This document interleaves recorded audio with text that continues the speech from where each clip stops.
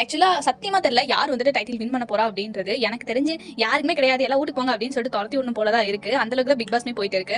உங்களோட ஒப்பீனியன் என்ன கைஸ்? ஆக்சுவலா வந்து டைட்டில் வந்து யாருக்கு கொடுத்தா நல்லா இருக்கும் அப்படின்றது அவங்கவுங்களுக்கு அவங்களோட கருத்துன்றது கண்டிப்பா இருக்கும் இல்லையா? சோ உங்களுடைய கருத்துக்களை மறக்காம கமெண்ட் செக்ஷன்ல சொல்லுங்க.